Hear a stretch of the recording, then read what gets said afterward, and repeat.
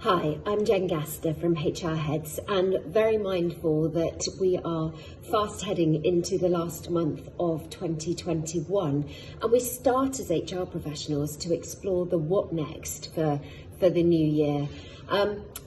The last 18 to 24 months has been crazy. We've talked endlessly about Brexit, about trade deals, about COVID, about furlough. And I think we're all pretty much fed up of that. Omicron is slightly there in the background, giving us some concern about what next.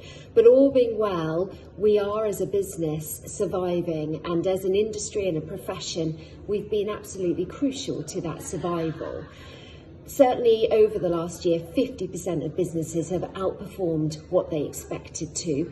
48% of those businesses have grown by more than 25%, and 36% of those businesses have certainly increased their headcount. So we know as recruiters that we're busy, and we know businesses are trying really hard to get the best talent through the door.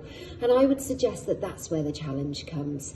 The EVP of a business has been really critical over the last year because the war on talent has been talked about. We're talking about the great resignation we're anticipating in early 2022. And my advice to businesses right now is to try and look at the best talent in the market, not the talent on the market. So we need to be really creative about how we attract people out of what is a secure role with a business that might have been quite loyal to them over the last few years, that they will owe and feel very, very secure in. So trying to attract that talent out of the business is going to be critical, and using your EVP, your employee value proposition, and your brand to do that will be absolutely critical.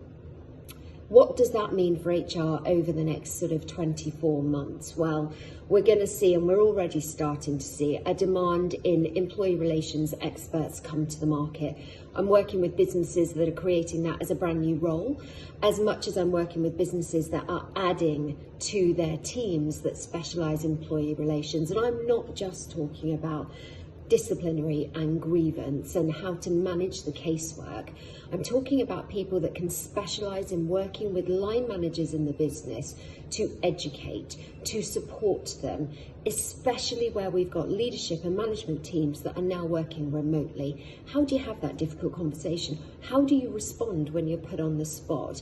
And empowering those people with the skill set to have either the right conversation or to put a pin in the conversation and say, let me just pause there and find out and come back to you, rather than having to unpick something, is definitely going to be on the HR agenda. The other key anticipation I have for 2022 will be in the learning and development and OD space. We're still seeing businesses go through change and transformation, both with infrastructure as we think about return to the office, whether that's hybrid working, that's 100% back in the office, or whether Omicron sets us back a little bit and we return purely to home working. But there is that change and transformation piece going on, not just in the physical structure, but also in the structure of the organisation from the way it's purely set up. We're seeing a lot of efficiency drives and business process improvement roles come into play that will change the way that the business operates to create economies of scale. And with that, I see the big need sitting in the L&D space around that leadership and management capability, whether that continues to be remote, whether it comes hybrid, or whether it comes back into the office.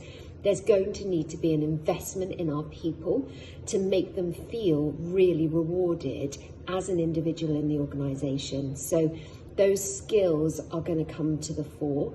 And aside from reward, I think recognition is going to be a key part to play in 2022, and investing in the L&D capability of your team is one way to really recognise and reward their commitment to you as an organisation. So they are my top tips for what HR will need to look into, certainly at the beginning of 2022. And I hope that's helpful. As always, I'd be really keen to hear your thoughts and what the HR practitioners are actually seeing on the ground. So do leave me some comments, and look forward to seeing those. Thank you.